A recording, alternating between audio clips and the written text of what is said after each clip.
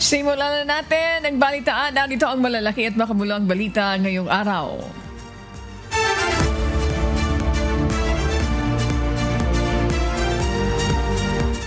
Iginit ni Vice President Sara Duterte na wala siyang obligasyong sabihin sa publiko ang mga detalye ng kanyang personal na biyahe sa Australia, lalo't hindi ito ginamitan ng pondo ng gobyerno. Pinuna ng pangalawang Pangulo ang komento ni Palace Press Officer Undersecretary Claire Castro na dapat niyang ilahad ni VP Sara ang kanyang mga pagbiyahe bilang parte ng kanyang trabaho. Muli ring binigyan diin ni Duterte na ginagamit lamang siya ng kasalukuyang administrasyon bilang political scapegoat upang ilihis ang atensyon sa mga kakulangan ng pamahalaan. Mariin din niya itinanggi na emosyonal o galit siya sa kanyang mga pahayag at muling pinatamaan ang palasyo sa umano'y paninisi sa kanya upang iwasan ang mga tanong sa tunay na kalagayan ng bansa. Hataw Balita ngayon! Nilinaw nina Chel Jokno at Panfilo Lacson na hindi maaaring ibasura ng Senate Impeachment Court ang reklamong impeachment laban kay Vice President Sara Duterte gamit lamang ang simpleng mayorya na boto o mayorya ng boto dahil wala ito sa saligang batas. Ayon kay Jokno, tungkulin ng mga senator judges na pakinggan ang lahat ng ebidensya bago magpasya, kaya't hindi sila dapat nagsusulong ng pagbasura o pagkondena habang hindi pa natatapos ang paglilitis. Git naman ni Lacson, hindi tama na ang isang hukom mismo gaya ng senator judges ang maghain ng mosyon para ibasura ang kaso dahil taliwas ito sa prinsipyo ng patas na paglilitis. Hataw Balita ngayon! Malugod na tinanggap ni Attorney Antonio Bucoy, tagapagsalita ng House Prosecution Panel, ang naging pahayag ni Ombudsman Samuel Martires na hintayin muna ang resulta ng impeachment proceedings laban kay Vice President Sara Duterte bago aksyonan ang reklamong may kinalaman sa umano'y maling paggamit ng confidential funds. Ayon kay Bucoy, tama ang naging hakbang ng Ombudsman na umatras sa issue at ipaubayan na ito sa susunod na Ombudsman alinsunod sa tamang proseso.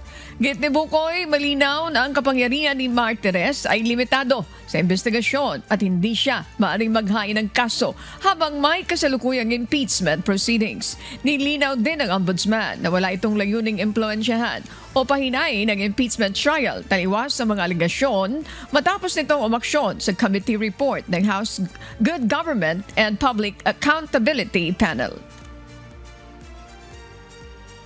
Mabuti ko nagsalita na si Ombudsman Martires that he is leaving it to the next ombudsman to address the case. He already backed off yesterday. So we welcome that because yun ho ang tamang proseso eh. Hataw Balita ngayon! Idineklara ng Manila Regional Trial Court na walang bisa ang pagkaalkalde ni Alice Guo sa Bamban, Tarlac matapos mapatunayang siya ay isang Chinese citizen. Ayon sa korte, si Guo Huaping at Alice Guo ay iisang tao na ipinanganak sa Chinese parents at pumasok sa Pilipinas gamit ang Chinese passport noong 1999. Dahil dito hindi kwalipikado si Guo na tumakbo o manungkulan bilang alkalde at ang kanyang pagkakapanalo sa halalan ay idineklarang walang bisa.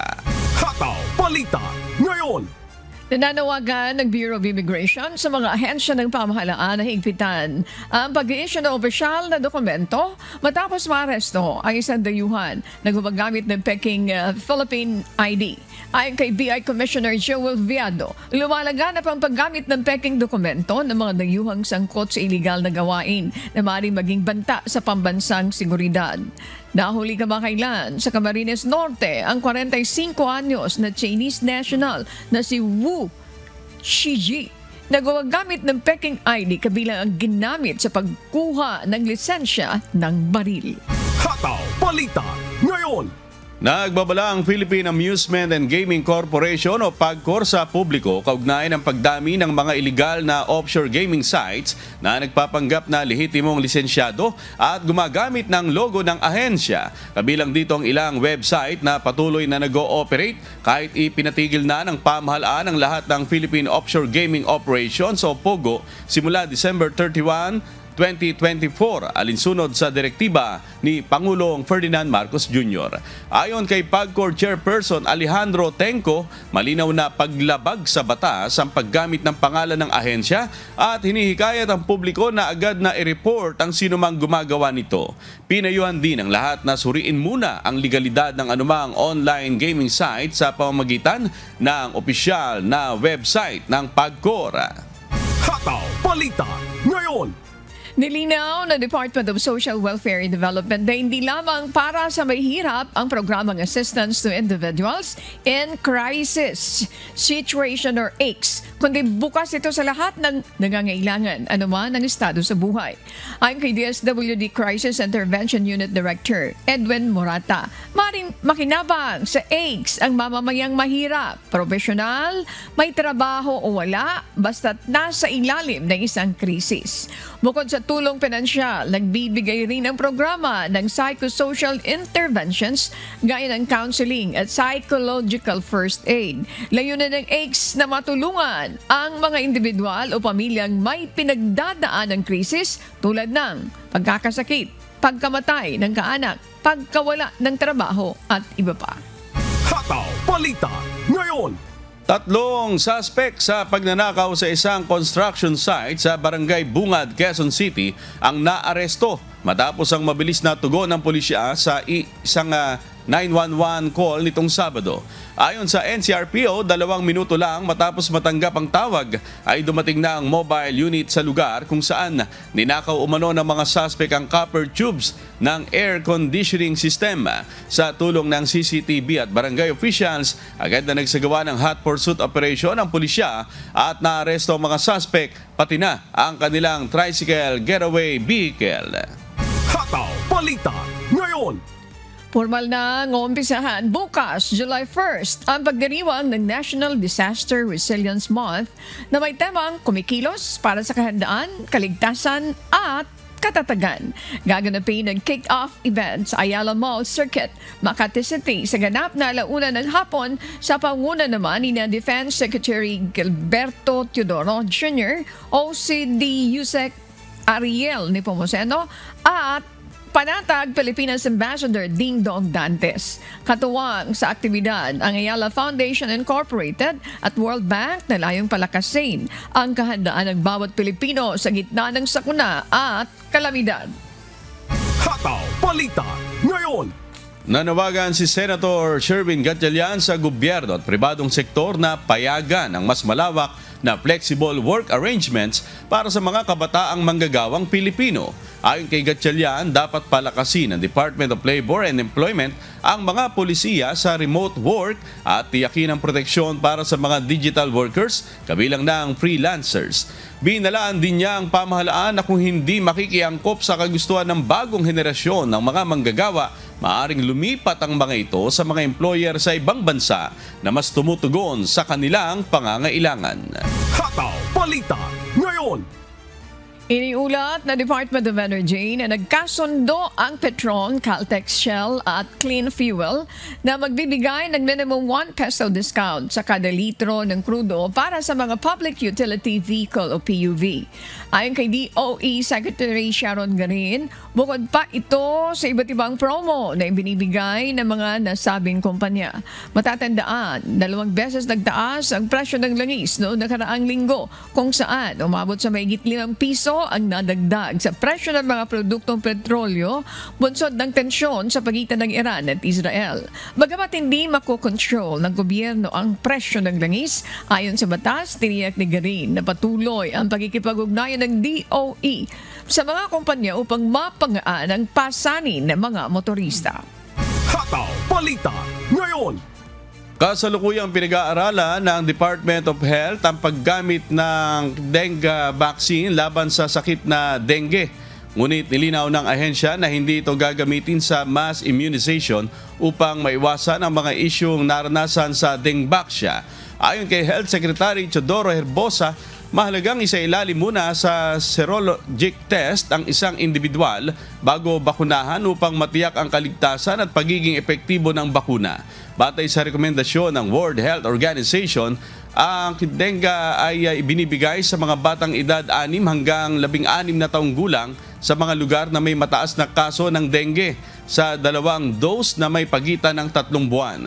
Sa pinakahuling datos ng DOH noong May 31, 2025, umabot na sa 119,000 ang kaso ng dengue sa bansa, kung saan 470 ang naitalang nasawi, 59% na mas mataas kumpara sa parehong panahon noong 2024. Hataw Balita ngayon. Bahagyang tumaas ng 20% ang bilang ng mga pamilyang Pilipino na nakaranas ng gutom base sa survey ng Social Weather Stations na isinagawa noong April 23 hanggang April 28, 2025. 16.4% sa bilang na ito ang nagsabing nakaranas sila ng katamtamang gutom, habang 3.6% naman ang dumaan sa matinding gutom sa nakalipas na 3 buwan. Samantala, 50% ng mga Pilipino ang nagsabing sila ay mahirap, habang 41% ang nagpakilalang food poor batay sa uri ng pagkain na kanilang nakakain. Hataw Balita ngayon. Apektado ang hanap buhay ng mga mangingisda sa paligid ng Taal Lake matapos kumalat ang balitang itinapon umano sa lawa ang mga nawawalang sabungero. Ayon kay Laurel Mayor Lindon Bruce, bumaba ang benta ng isda sa mga pamilihan dahil sa pangambang dulot ng aligasyong ito kahit matagal na raw itong nangyari. Nananawagan siya sa publiko na ligtas kainin ng mga isda mula sa Taal Lake na pangunahing pinagkukuna ng tilapia at bangus sa rehiyon. Suportado rin ng alkalde ang planong diving operations ng pamahalaan para imbestigahan ang naturang aligasyon. Hataw Balita ngayon. Naglabas ng abiso ang lokal na pamahalaan ng Navotas matapos bumigay ang pader ng ilog sa barangay San Jose dahil sa high tide na naging sanhi naman ng pagbaha sa ilang lugar ng lungsod. Ayon sa ulat, umabot hanggang 7 pulgada ang baha sa ilang bahagi ng M. Naval Street, kabilang ang harap ng Navotas City Hospital na hindi na madaanan ng maliliit na sasakyan. Pansamantalang pinayagan ang counterflow sa A. Santiago Street para maibsan ang bigat ng trapiko, lalo na tinaasahan ng siksikan sa Governor Pascual Street dahil sa dami ng sasakyan. Nagbigay naman ng libreng sakay ang pamahalang lungsod ng Navotas, katuwang ang Armed Forces of the Philippines, para sa mga commuter na na-stranded dahil sa baha sa rutang C4 Tangos, at sinabing naka-standby din ito ngayong araw sakaling kailanganin. 6 sa bahay ang naapektuhan, kabilang ang isang malubhang nasira dahil sa pagbigay ng sandbag na itinayo ng mga residente matapos bumigay ang river wall. Nagsagawa na rin ng preemptive evacuation sa ilang residente dahil sa epekto ng high tide. Samantala, magpapatupad ang asynchronous classes ang Navotas Elementary School 1, Tansa Elementary School at Tansa National High School ngayong araw, June 30, dahil pa rin sa inasang pagbaha dulot ng high tide. Nakauwi na sa Pilipinas ang 6 na overseas Filipino worker mula sa Iran. Ang grupo ay binubuo ng 5 shrimp hatchery technician mula naman sa Iran, habang ang isang OFW ay domestic worker na nakabase sa Dubai na isinama ng kanyang amo sa Iran bilang turista. Makatatanggap sila ng tulong pinansyal mula sa Department of Migrant Workers, Overseas Workers Welfare Administration at Department of Social Welfare and Development. Kasunod ng utos ni Pangulong Ferdinand Marcos Jr., ang mga repatriated OFW ay patuloy namang makatatanggap ng reintegration assistance mula sa pamahalaan. Hataw Balita ngayon. Nagsagawa ng online psychological counseling ang Department of Health para sa nasa 60 overseas Filipino workers sa Israel na apektado ng kamakailang gulo sa pagitan ng Iran at Israel. Katuwang ang Maribeles Mental Health and Wellness General Hospital, nagbigay ang DOH ng psychological first aid at debriefing upang matulungan ang mga kababayang dumaranas ng matinding stress. Ayon kay Health Secretary Ted Herbosa, patuloy ang suporta ng gobyerno sa mga OFW, kasabay ng panawagang manatiling matatag at magkaisa sa gitna ng krisis. Sa kabila ng voluntary repatriation program ng pamahalaan, maraming OFW pa rin ang piniling manatili sa Middle East matapos ang pag-anunsyo ng ceasefire at pagbabalik sa normal na aktibidad ng ibang lugar doon. Hataw Balita ngayon.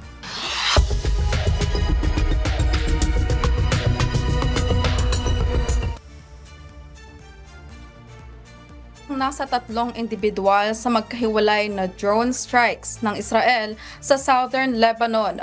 Ito'y sa kabila ng umiiral na ceasefire sa pagitan ng dalawang bansa noon pang Nobyembre ng nakaraang taon. Ito ang humahataw na balita ni James Hilario. Patuloy ang pag-atake ng Israel sa southern Lebanon sa kabila ng tigil-putukan na napagkasunduan pa noong Nobyembre kasamang armadong grupong Hezbollah. Ayon sa Ministry of Public Health ng Lebanon, 3 tao ang nasawi sa magkakahiwalay na Israeli drone strikes noong Sabado. Paliwanag ng Israeli Army, tinarget nila ang isang sasakyan dahil hinihinala nitong sakay si Hassan Mohammed Hamoudi na umano'y responsable sa mga anti-tank missile attacks laban sa Israel. Ang pinakahuling mga strike ng Israel ay nangyari isang araw matapos ang matinding pambobomba sa southern Lebanon noong Biyernes, kung saan isang babae ang namatay at 25 ang nasugatan. Bagay na itinanggi naman ng Israel at binigyang diin na hindi nila tinatarget ang mga gusaling sibilyan. Iginiit ni Lebanese President Joseph Aoun na paglabag sa US brokered na kasunduan ang patuloy na pag-atake ng Israel at nananatiling presensya ng tropang militar nito sa 5 lokasyon sa Lebanon. James Hilario, humahataw sa balita ngayon.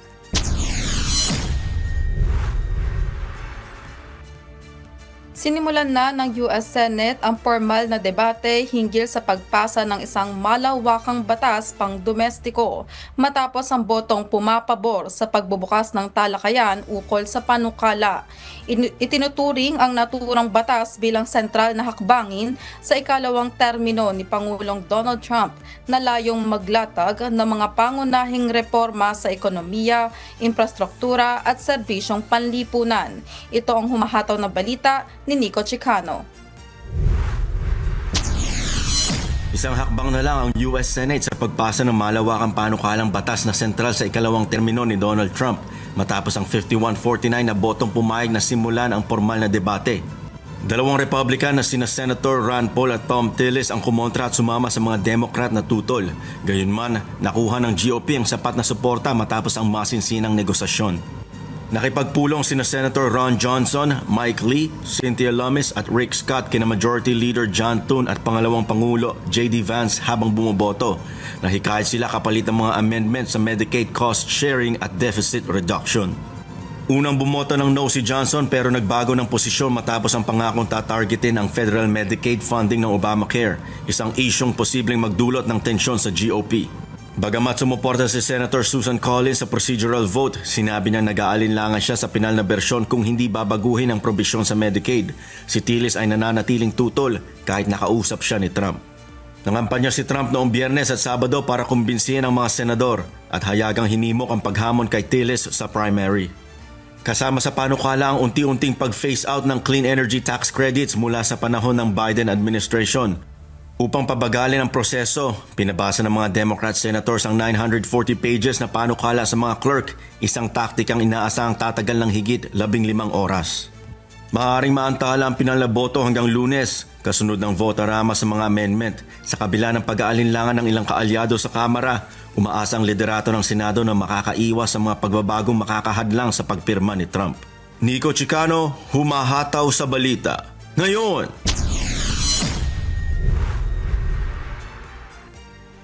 Mahigit 4,000 mamamayan mula sa bansang Tuvalu ang nag-apply para sa climate visa ng Australia upang makalipat bago tuluyang lunurin ng pagtaas ng dagat ang kanilang mga isla. Ayon sa Tuvalu Ambassador sa United Nations, nabigla sila sa dami ng aplikante na umabot sa higit 1/3 ng kabuuang populasyon ng bansa.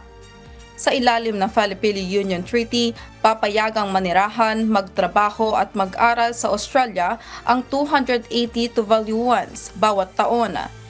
Tinatayang pagsapit ng 2050, maaaring tuluyang lumubog ang 90% ng kabisera nilang Funafuti dahil sa patuloy na pagtaas ng level ng dagat dulot ng climate change. Hataw Balita ngayon. Pinalalahanan ng mga otoridad sa Spain, Portugal, Italy at France ang publiko na manatili sa loob ng bahay at protektahan ang mga matatanda at may sakit habang tumitindi ang unang heatwave ng tag-init. Tinatayang umabot sa 43 degrees Celsius ang temperatura sa ilang bahagi ng Spain at Portugal habang 21 lungsod sa Italy ang nasa red alert dahil sa matinding init. Nagbukas ang mga lungsod ng mga climate shelter, libreng swimming pool at emergency care laban sa heat stroke lalo na para sa matatanda at may hina ang katawan. Ayon sa mga eksperto, lalong titindi ang mga heat wave dahil sa climate change na ngayon ay nagdudulot din ng pagdami ng mga invasive at mapanganib na hayop sa Mediterranean. Hataw Balita ngayon. Nagpakitang gilas sa pagsayaw at pagkanta ng mga Filipino national songs ang ating mga kababayang overseas Pinoy workers sa Abu Dhabi, UAE. Bahagi ito ng month-long celebration ng Philippine independence sa United Arab Emirates. Itong humahataw na balita ni Brad Di Robuza. Kumanta ng iba't ibang Filipino national songs.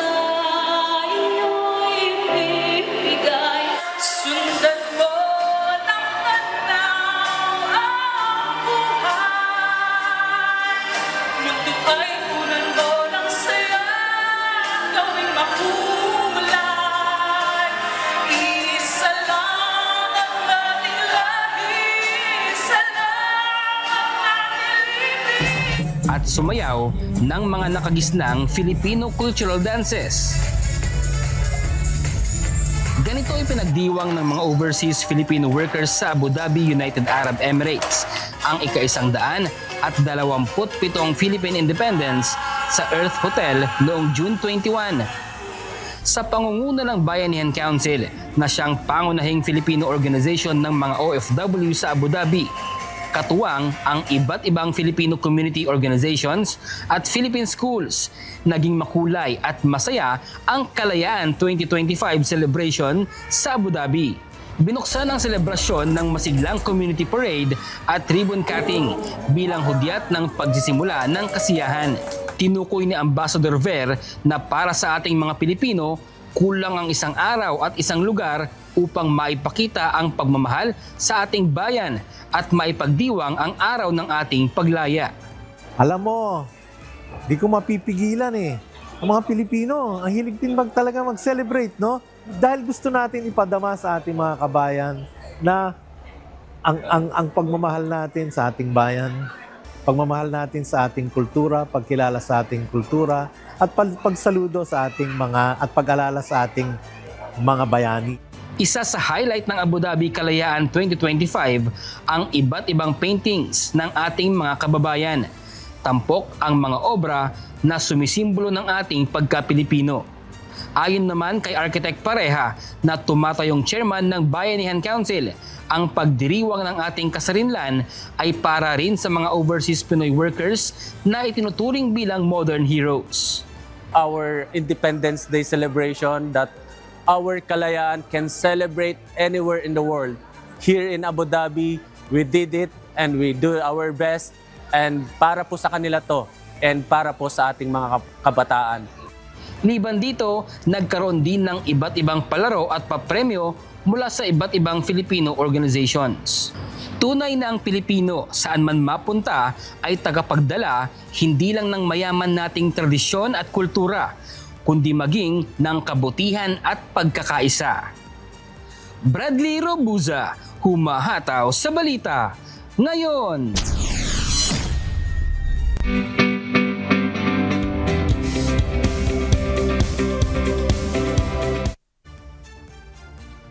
Magsasagawa ng consular outreach mission sa Oklahoma City, USA mula July 12 to 13. Samantala, magkakaroon naman ng seminar sa Berlin, Germany hinggil sa mga karapatan ng Filipino migrants. Ito ang humahataw na balita ni Lynn Perez. What's up, kabayan? Bilang pagdiriwang ng Independence Day ng Estados Unidos, saradong konsulado at embahada ng Pilipinas sa bansa sa darating na July 4. Ang may mga emergencies ay pinapayuhang bumisita sa official Facebook page ng konsulado or embahada na nakakasakop sa kanilang mga lugar para sa kanilang hotline numbers. Magsasagawa naman ng consular outreach mission sa Oklahoma City, USA sa July 12 at 13. First come first serve basis ito kaya't magtungo na ng maaga. Pinapayuhan ng mga aplikante na isumite ang requirements sa houstonpcg.outreach@gmail.com para sa initial assessment at iba pang instructions. Para sa kumpletong impormasyon, bumisita lamang sa official Facebook page ng Philippine Consulate sa Houston sa facebook.com/ph in Houston. Samantala, ready na for release ang newly arrived passport sa Philippine Embassy sa Egypt. Maaring mag-book ng schedule ng inyong mga appointment sa bit.ly/CairoPA appointment. Huwag kalimutang dalhin ang inyong lumang passport at resibo sa araw ng release ng inyong passport. At para sa kumpletong listahan ng available passports, bumisita lamang sa bit.ly/CairoPA passport. Iniimbitahan naman ng mga kababayan natin sa Berlin, Germany sa isang seminar na may temang Know Your Rights, Empowering Filipino Migrant Workers. Gaganapin ito sa July 26 alas 9 hanggang alas 5 ng hapon sa Philippine Embassy sa Berlin. Pag-uusapan dito ang tungkol sa labor rights, taxation and pension system at Philippine government services sa Germany. Maaaring mag-register sa pamamagitan ng pag-scan sa QR code na matatagpuan sa official Facebook page ng Philippine Embassy sa Germany sa facebook.com/ph in Germany. Lynn Perez, sumahataw sa balita ngayon.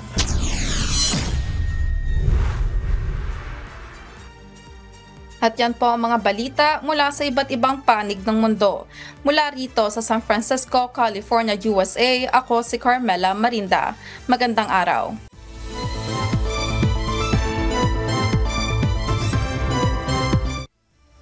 Sumira umano sa ilang kabahayan sa Proper 1, Barangay Samariñana, Brooks Point kahapon. June 28, bandang 1:15 ng hapon, ang pananalasa ng isang ipo-ipo. Ayon sa Municipal Disaster Risk Reduction Advancement Office ng Brooks Point, totally damaged ang nangyari sa bahay ng pamilya Batogon matapos liparin at tangayin ng malalakas na hangin ang kanilang bubong. Agad din umanong napagkalooban ng Family Relief Packs ang mga nasalanta ng ipo-ipo. Patuloy rin ang pagkikipagtulungan at ugnayan ng MSWDO, 4-Piece PDRRMO, OCD at FNFI Cluster upang tiyakin ang iba pang tulong. Hataw Balita ngayon.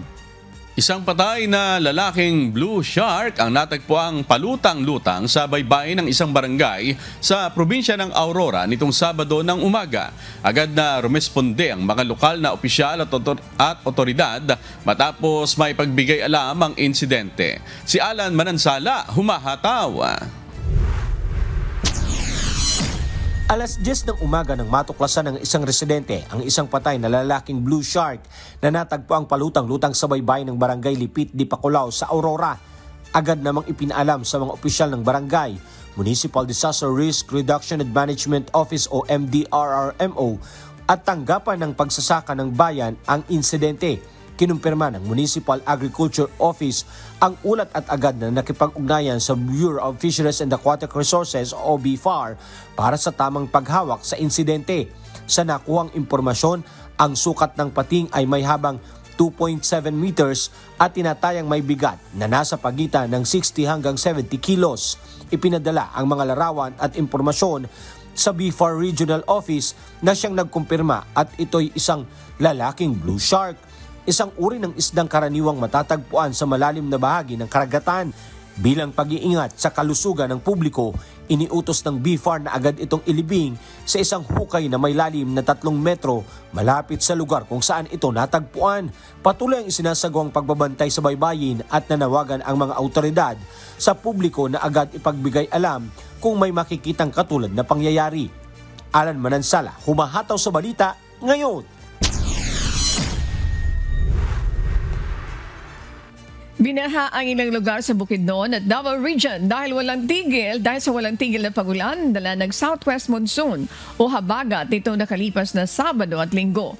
Kabilang sa mga binahang lugar ay ang Barangay Takul sa Magsaysay, Davao del Sur dahil sa pag-apaw ng tubig sa ilog. Kaya't karamihan sa mga residente ay kinakailangan lumikas at pansamantalang manirahan sa isang gymnasium malapit naman sa lugar. Ganito rin ang naging sitwasyon sa Purok Bangkerohan at Purok Kawayan. Halos naging zero visibility naman ang naging sitwasyon sa Talaingog, Bukidnon National Highway dahil sa pagsusungit ng panahon. Habang hindi madaanan ng mga motorista ang sitio Saladok sa Don Marcelino, Davao Occidental dahil sa pagguho ng lupa. Agad naman nagsagawa ng clearing operation ang mga otoridad. Gayunman, walang naiulat na nasaktan sa mga pangyayari at patuloy pang inaalam ang bilang ng mga apektadong residente. Hataw Balita ngayon.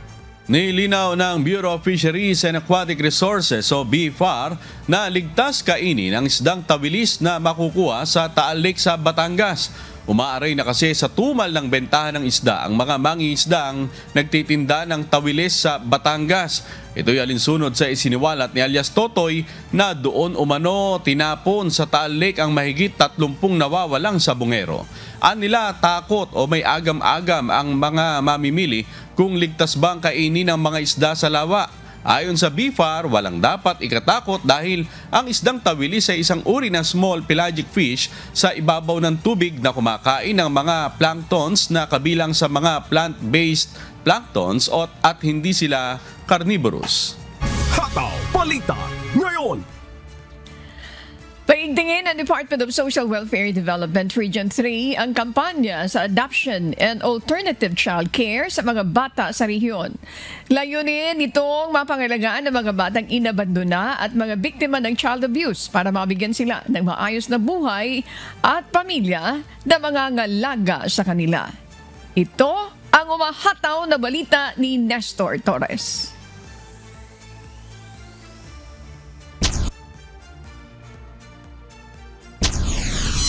Mas pagtutuunan pa ng pansin ng Department of Social Welfare and Development Region 3 ang Adoption and Alternative Child Care ngayong taon. Katuwang ng ahensya ang Regional Alternative Child Care Office o RAC 3 at ang National Authority for Child Care o NACC. Ayon kay Director Arbot Pesina, Region 3 DSWD Assistant Regional Director for Operations, nitong January 2022, ay pinagtibay ang batas na may kinalaman sa adoption and foster care na magiging katuwang ng DSWD sa pangangalaga sa mga bata. Kabilang narito ang mga inabandona ng pamilya. Hanggang sa because of the passage ng RA 11642 na nagkaroon na ng attached agency sa amin. So, dahil nga sa pagkilala natin dito sa pangangailangan ng mga abandoned, neglected at saka even dependent children, kinakailangan patingkarin natin yung suporta ng DSWD at saka ng NACC at saka RACO. Kasi kinikilala natin na dapat ang bata lumaki sa isang angkop na pamilya. At para yun nga, meron silang vision at saka they can visualize ano yung future nila pagka nasa isang family. Sa ilalim ng batas ay libre ang adoption pero mahigpit na pinagbabawal ng DSWD na magbenta ng bata. Ang pagbebenta ng bata ay itinuturing na child abuse at may pataw na parusa sa mahuhuling lalabag dito. Katuwang ng DSWD ang NACC sa pagmamanage sa adoption at alternative child care sa domestic at inter-country. To raise awareness on the legal process po ng adoption. Giging one of the reasons dati na hindi ma-push yung adoption kasi mahal. So dahil less expensive na ngayon, mas marami po nag-a-adopt. Ayon naman kay Cecil Sukgan, presidente ng Adopt Group Region 3, sa loob ng 3 taon ay marami na silang magulang na nabigyan ng pagkakataon na magkaanak sa pamamagitan ng adoption. Natutulungan natin ang NACC with our community kasi para sa post-adoption, of course, new parents po sila, adoptive families, so tinutulungan po natin sila on how to tell their children that they are adopted. May paalala naman ang NACC at DSWD sa mga nais magampo ng bata. So, sa mga nag-a-adopt po, syempre po, alagaan nila ng mabuti yung mga adoptive children nila and they provide all the needs of the children. And dahil sila na po yung parent, they have to exercise po yung parental authority over those children and the obligations and duties po nila. Mapag-aral po nila, mabigyan po ng magandang kinabukasan. Samantala, sinabi ni DSWD Director Armond Pensina na handa silang manindigan para sa kapakanan ng mga bata. Pero kailangan din nila ang suporta ng pamayanan, pribadong sektor at ng gobyerno para mapangalagaan ng mga bata, lalo na ang mga nakakaranas ng pang-aabuso at pang-aabandona ng kanilang mga pamilya. Nestor Torres, humahataw sa balita ngayon.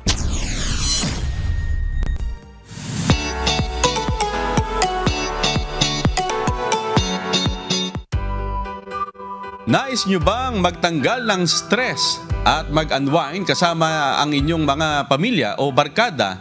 Subukan ng mala futuristic na pasyalang matatagpuan sa Quezon City.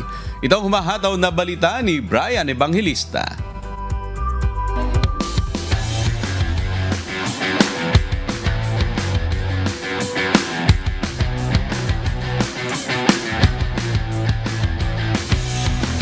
Akala nyo ba nasa ibang planeta ako?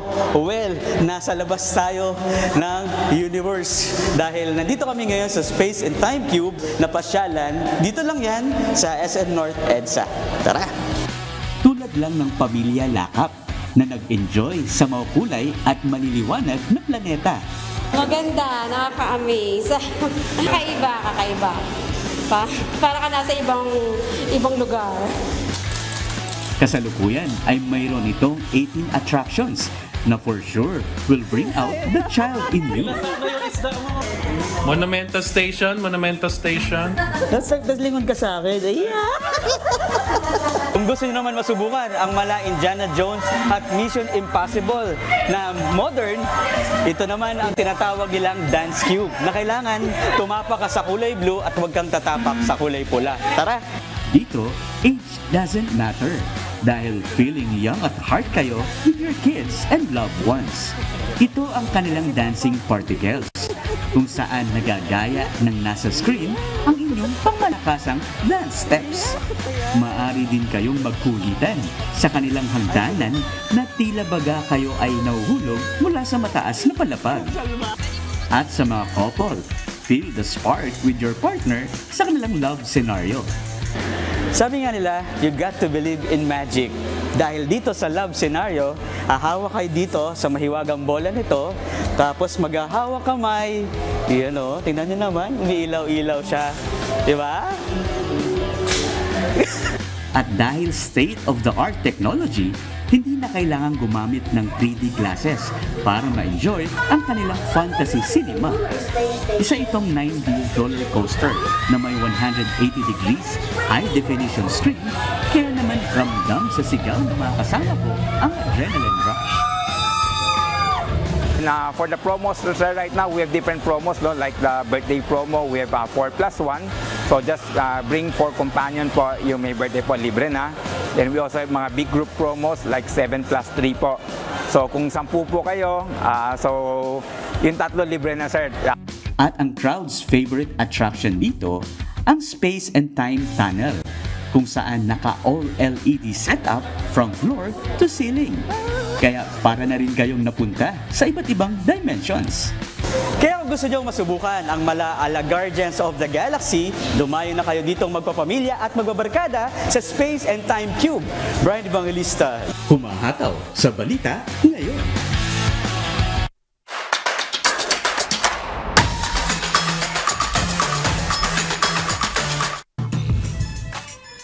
Pinuri naman ni Pangulong Ferdinand Marcos Jr. si Alex Iyala matapos ito maging kauna-unahang Pilipino na umabot sa finals ng Women's Tennis Association o WTA 2050 Singles Tournament sa kabila ng pagkatalo nito sa Australian tennis player na si Maya Joint.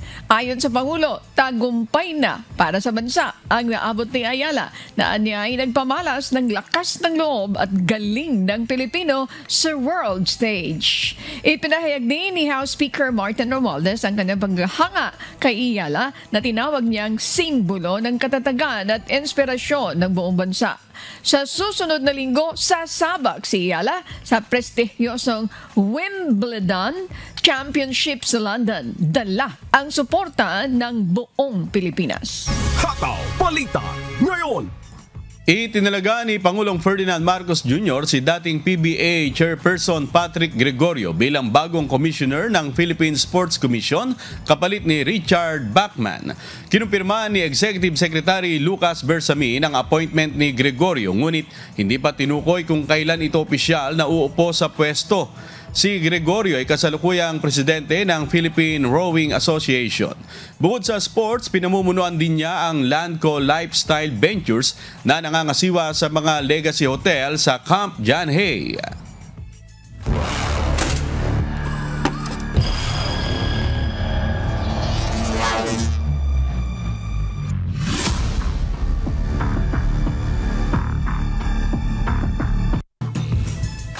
Balik aksyon sa volleyball court kahapon para sa do or die match ng PNP Lady Patroller at BFP Lady Firefighters. Parehong determinado ang dalawang koponan para makuha ang kampyonato ngayong season. Si Jed Neresina humahataw.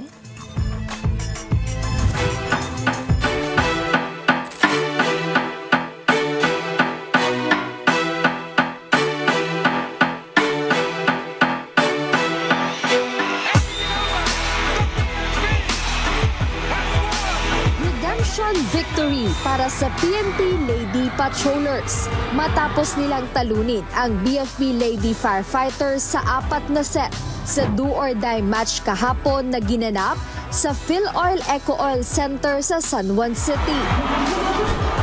Hindi magkamayaw ang mga taga-suporta na magkabilang kupunan. Bawat palo, tila ba huling puntos na para sa kampyonato. Ngunit nanaig ang lakas ng PNP at nasungkit nila ang gintong medalya ngayong UNTV Volleyball League Season 3.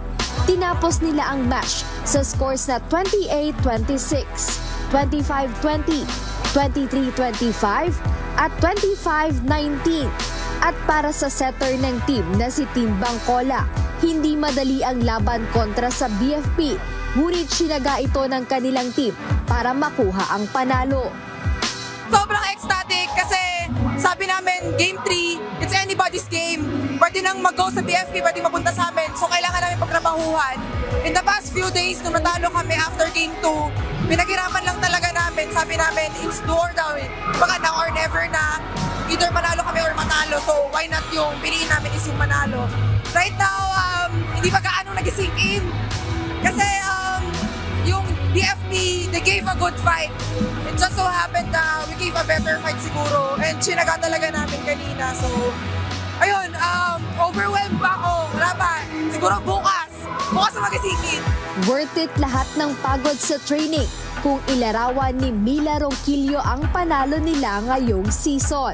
Well, sobrang papasalamat po kami ngayon sa Panginoon kasi binigay po niya sa amin this time yung championship po and lahat po ng sacrifices namin nagbunga naman po. At para kay Police Senior Master Sergeant Rod Pinalba, head coach ng Lady Patrollers, malaking bagay ang championship na ito, hindi lang sa team, kundi para rin sa kanilang beneficiary. maraming salamat Kuya Dali Rason sa pag-imbita ng Team PNP. Sana next season makasali pa rin po. At sa beneficiary po namin, malaking tulong po ito sa mga kasamahan naming pulis na may mga sakit, na diagnose ng cancer. Para sa inyo po itong panalo namin. 1 million peso grant tax-free ang matatanggap ng kanilang benepisyaryo na Philippine National Police Officers Ladies Club. Samantala, tinanghal na Finals MVP si Team Bangkola na nagpakita ng volleyball excellence sa court na kahit may iniindang sakit ng katawan mula sa huling game noong nakaraang linggo. Yung ACL ko kasi way back 2022 pa siya. So after nung game 2, nag-therapy ako for some days and actually after nito mag-MRI na ako kasi hindi natin sure kung ano na nangyari sa ACL injury ko, but sabi ko nga irrelevant kasi do or die na talaga literal. So kahit masakit, sakit talaga kanina pa actually, hindi ako makatakbo pero kailangan ako ng team ko. I had to be there, so sinaga ako. Para naman sa BFP Lady Firefighters, hindi rito natatapos ang kanilang volleyball journey. Proud pa rin si Fire Inspector Lorenzo Diaz, head coach ng team, sa narating nila ngayong ikatlong season ng liga. Mahirap na masaya kasi ang dami kasing mga nangyari during the season 3. Meron mga nagka-injured, ganyan, tapos may mga problema sa pamilya, lahat. So kahit pa paano nalampasan hanggang sa umabot kami rito sa finals. Yun nga lang, medyo hindi siguro para sa amin ngayon. So babawi kami next time. PNP, ang galing. Medyo kinapos lang talaga. Pero kahit pa paano lumaban yung team. Hooray pa rin sa team namin. Kahit pa paano, panalo pa rin. Magpapatuloy ang ating pagtulong sa kapwa. Doing charity is our way of life. At ito ang advokasya ng UNTV Sports and Charity. Jedne Resina, humahataw sa balita ngayon.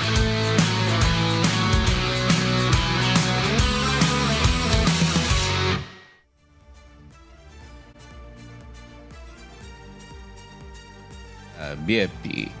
Patuloy po namin kayong inaanyayahan sa isinasagawang mass indoctrination ng MCGI. Day number 11 na po tayo. Mamayang alas 7 po ng gabi sa official MCGI social media accounts. Kabilang po ang MCGI channel, ang official YouTube channel ng Members Church of God International.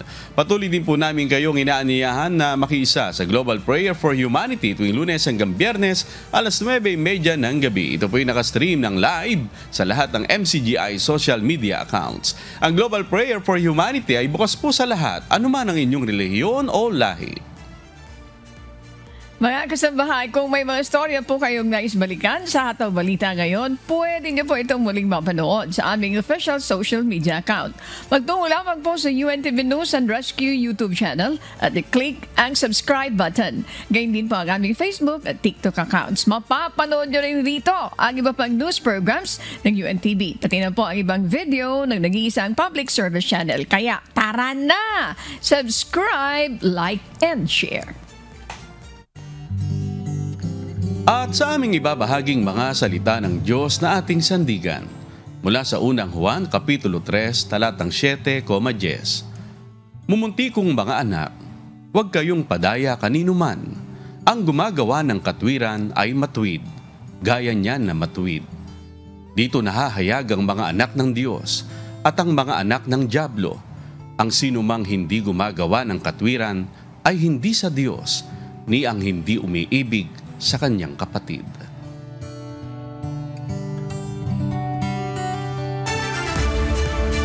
At yan pong mga humahataw na balita ngayong umaga ng Lunes, ika-30 sa buwan ng Hunyo 2025. Ako po ang inyong amigo, Sherwin Kulubong. Thank you, salamat amigo. Maraming salamat, Tano! Diyos. Thank you, Rap. And of course, Rases, Ian, Chris Glenn, and Lawrence. Sabi ni Adet, no more bati at saka si Diyos kasi wala ng time. Marvin, thank you. Maraming salamat. Si Christian at saka si Jerickson, thank you very much. Maraming salamat. Yung hindi ko nabati, bukas na po. Yan, Marvin in Adet, thank you. And Diyos sa Ibanez.